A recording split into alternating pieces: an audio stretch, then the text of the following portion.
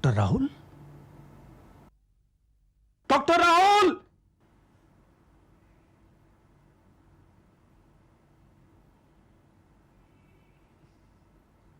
Doctor Rahul,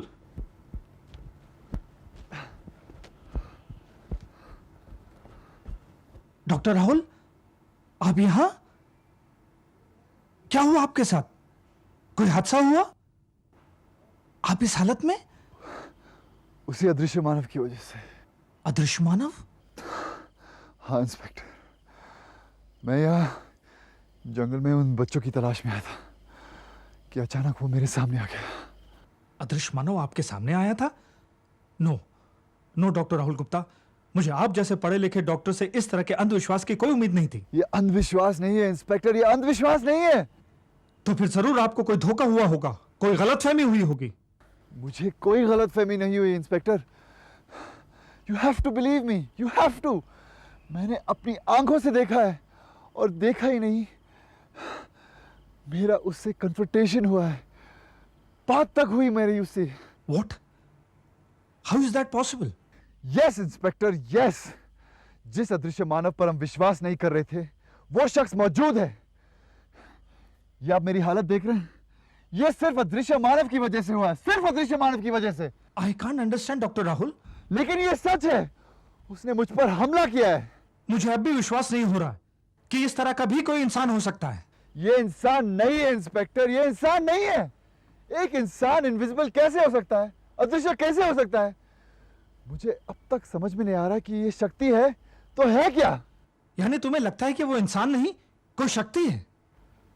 हाँ, वो जरूर कोई शैतानी शक्ति है, और उसने कबूल किया कि हमारे सारे बच्चे उसके कब्जे में हैं।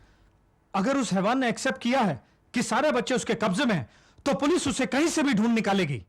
हाँ इंस्पेक्टर, अब वो कोई भी शक्ति हो, हमें मिलकर उसका मुकाबला करना पड़ेगा, क्योंकि जल्द से जल्द हमें उन बच्चों की जान बचानी है।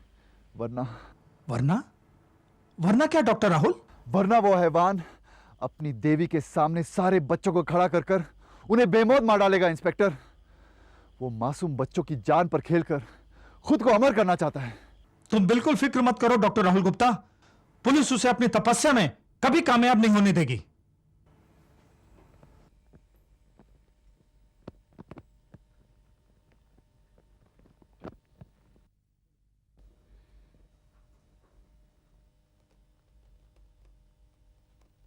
मेरी कठोर तपस्या समाप्त होने का समय आ गया है। अब मैं सदैव के लिए अमर हो जाऊंगा। आकाश में चंद्रमा का प्रकाश फैलता जा रहा है, उसके प्रकाश की किरणें मेरे अस्तित्व में उतरती जा रही हैं। पूर्णमासी की रात निकट से निकट आती जा रही है। हे देवी, मेरी तपस्या को स्वीकार कर। हे चंडालिका, मुझे इतनी शक्ति दे कि इस संसार में कोई भी प्राणी मुझे पराजित न कर सके। चंद्रमा के आकार की पूर्ति होने तक मैं अपने सभी शत्रुओं को समाप्त कर दूंगा।